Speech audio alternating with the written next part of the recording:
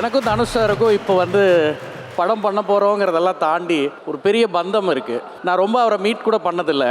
2002 துள்ளுவத இளமை படம் வந்தது. அது வரைக்கும் வீட்டில் அப்பா அம்மா இல்லை யாராவது மாமா பெரியவங்க யாரோடையாவது தான் தியேட்டருக்கு போக முடியும். அதுதான் நான் தனியாக தியேட்டருக்கு போய் ஃப்ரெண்ட்ஸோடு போய் ஃபஸ்ட்டு தனியாக பார்த்த படம் துள்ளுவத இளமை.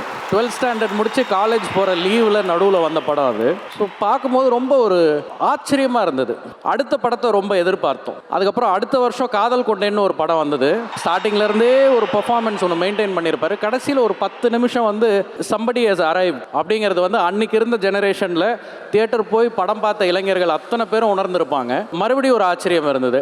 சரி, ஓகே. அப்போ எல்லாரும் சொன்னாங்க, ஒரு படம் அவர் பண்ணியிருக்காரு, இந்த படம் நல்லா பண்ணியிருக்காரு, அவங்க அண்ணனே டைரக்ட் பண்ணுறாரு, அதனால் அவரே எல்லாம் சொல்லி கொடுத்துருவார் போல், இப்படி எல்லாம் ஒரு இது நிறைய பேசுவாங்கல்ல அப்போ.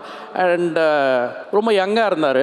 அதுக்கப்புறம் திருடா திருடின்னு நினைக்கிறேன் நெக்ஸ்ட் ஃபில்ம். திருடா திருடிங்கிறது ஒரு ப்ராப்பர் கமர்ஷியல் ஃபில்மில் அந்த மன்மதராசா பாட்டு அது ஒலிக்காத இடமே இல்லை. அந்தளவுக்கு அது ரொம்ப ரொம்ப ஒரு பாப்புலர் நம்பர் ஆச்சு. அதுக்கப்புறம் ஒரு 2-3 வருஷம் கழித்து புதுப்பேட்டைன்னு ஒரு படம் வந்தது. கிட்டத்தட்ட ஒரு 20 வருஷம் 2 நேஷ்னல் அவார்டு ஆக்டரா, 2 நேஷ்னல் அவார்டு ப்ரொடியூசரா, டைரக்டரா, இப்போ 4வது படம்னு நினைக்கிறேன் கரெக்டாக சொன்னா சாருக்கு. இப்படி தொடர்ந்து இது பண்ணிக்கிட்டே இருக்காரு.